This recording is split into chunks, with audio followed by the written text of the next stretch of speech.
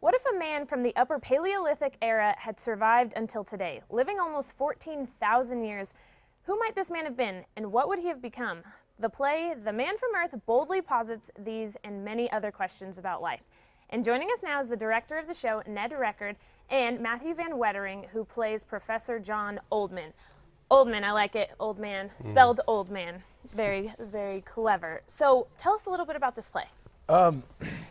The play was written by Jerome Bixby. He was a fairly acclaimed science fiction writer in the 1960s. Wrote for The Twilight Zone.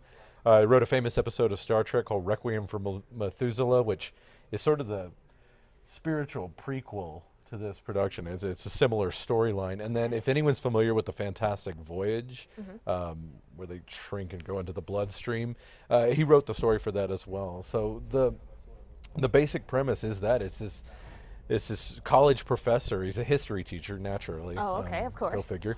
And he is supposed to be having a going-away party. He skips out on his going-away party. He moves every 10 years.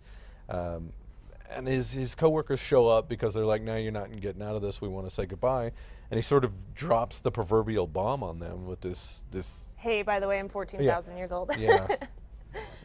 Use a coaster. I mean, it's that kind of mentality. And the show then becomes this sort of cross between drama and science fiction and comedy, just moving through all these things as they try to break apart his story and these revelations of people he knew, people he was throughout history. Is just how much difference can one man make over the course of 14,000 years, and in his case it's pretty significant, I'd say. Yeah. So what's it like to play a 14,000-year-old man?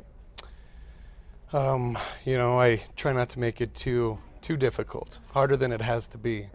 I think I approach it just like any other character. You find the likes, the dislikes, the objectives, the wants, and that really shapes the relationships that he has with other people, And so try not to read too much into it as far as that goes. Yeah. Did you have to do any history studying? Oh, absolutely. Actually, Ned gave me a great dramaturgical.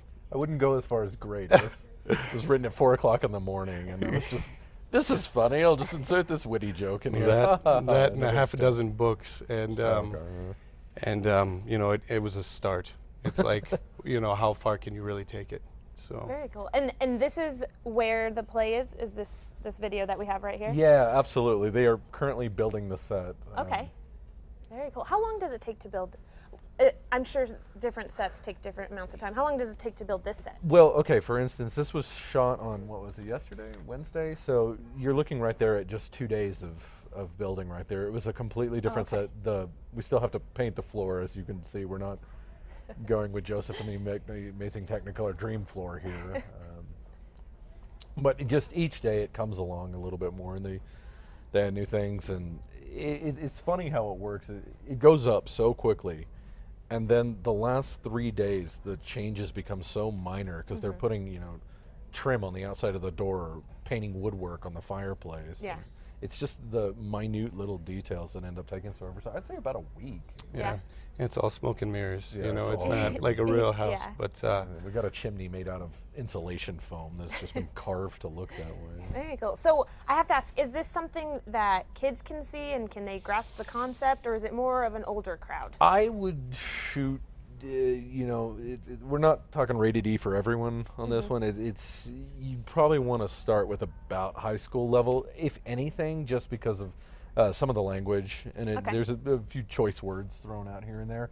And then I think for children, the subject matter and some of the language, not the foul language, but just In general, they might not understand. I mean, there's some $1 million words that show up in this show that I was sitting there before the cast showed up, just like flipping through a dictionary, going, I need to not look like an idiot here. But so, I wouldn't discourage children from coming because it definitely presents a lot of interesting concepts. But at the same time, I don't necessarily want them to be having to turn back to their parents going, what does parameter mean? Yeah, it sounds fantastic. So when, where, how can people get tickets? Okay, so it is May 16th through June 8th, Friday, Saturday night, Sundays at 2.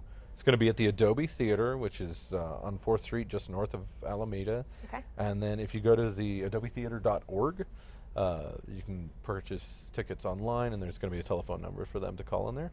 Awesome. Well, thank you so much for joining us, guys. Yeah. Go out and see their play. If you want any information on it, just go to Casa.com and click on the Style tab.